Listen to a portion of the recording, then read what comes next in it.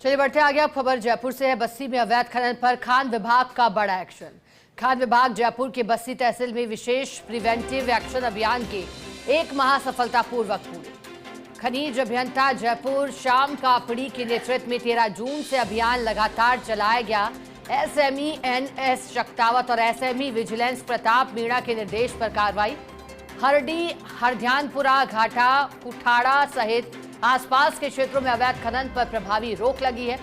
विभाग की नियमित गश्त, निगरानी और संयुक्त कार्रवाई से अवैध गतिविधियां पूरी तरह बंद होने का दावा है। श्याम कापड़ी ने कहा है कि अवैध खनन और अवैध खनिज परिवहन के खिलाफ अभियान लगातार जारी रहेगा।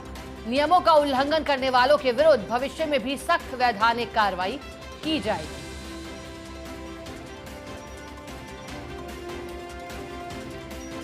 तो देखिए, अवैध खनन पर बड़ा एक्शन हुआ है। अवैध खनन पर रोक लगाने के लिए एक्शन जारी है। चलिए ज्यादा जानकारी लेंगे। हमारे साथ एसोसिएट एडिटर निर्मल तिवारी जुड़ गए हैं। निर्मल जी, खान विभाग और अवैध खनन पर एक्शन जारी है। खान विभाग का क्या एक्शन हुआ है, क्या कुछ सामने आया इस एक्शन के दौरान? देखिए शिखा, जयपुर जिले का बस्सी जो क्षेत्र है और बस्सी क्षेत्र के भी खासकर हरडी, हरध्यानपुरा, घाटा, कोठाड़ा, ये जो ऐसे क्षेत्र अवैध खनन को लेकर के शुरू से यहाँ पर आरोप लगते रहे अवैध खनन के लिए बहुत ही इस तरह की टेरिटरी है जो बहुत बदनाम टेरिटरी माना जाता है इसको अवैध खनन को लेकर के। इस पर लगातार विभाग की निगाहें थी। एसीएस अपर्णा अरोड़ा लगातार इस बात को कहती रही हैं कि अवैध खनन किसी भी तरह से सहन नहीं किया जाएगा, अक्षम है और उसके खिलाफ कार्रवाई करनी चाहिए। उसके बाद निदेशक एमपी मीणा, अतिरिक्त निदेशक मुख्यालय महेश माथुर, ये लगातार टीमें जो इस बात को ध्यान रख रही थी कि किस तरह से कार्रवाई की जाए। इसके लिए एक विशेष प्रिवेंटिव अभियान जो है वो चलाया गया। उसमें अभियान में सबसे महत्वपूर्ण योगदान रहा जयपुर के जो अधीक्षण खनिज अभियंता हैं, अगर एनएस शक्तावत की बात करें, और जो एसएमई विजिलेंस है प्रताप मीणा, और सबसे महत्वपूर्ण योगदान श्याम कापड़ी का जो कि जयपुर के माइनिंग इंजीनियर हैं। इन्होंने एक प्रिवेंटिव अभियान चलाया और अभियान में खास बात यह रही कि इस बात पे फोकस रखा कि किस तरह की उस क्षेत्र में रेकी कराई जाए, किस तरह से वहां पर जो मुखबिरों के जरिए खबरें मिल रही थी, सूचनाएं मिल रही थी, उनको किस तरह से इस पूरे अभियान में इस्तेमाल किया जाए। और उसके बाद ये अवैध खनन के खिलाफ एक बड़ी कार्रवाई की गई। इसमें बस्सी तहसील और इसके आसपास के क्षेत्र में जो प्रिवेंटिव एक्शन अभियान चलाया गया उसके सकारात्मक परिणाम भी प्राप्त हुए। वहां पर जो अवैध खनन कर रहे थे उन लोगों के खिलाफ लगातार एक्शन किया गया, उनके वाहन और मशीनरी को जब्त किया गया।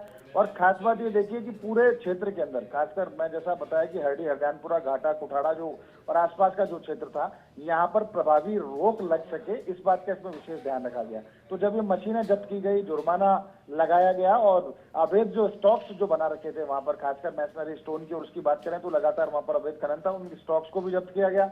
और कोशिश ये की जा रही है कि पूरे क्षेत्र के अंदर अवैध खनन दोबारा से ना हो, इसलिए वहां पर राउंड द क्लॉक निगरानी रखी जा रही है। एक टीम को भी लगातार इस बात के लिए ताकीद किया गया कि इस बात को देखे कि यहाँ दोबारा अवैध खनन ना हो। तो यहाँ पर एफआईआर की कार्रवाई कराई गई, यहाँ पर जो अवैध स्टॉक्स था उनको जब्त किया गया।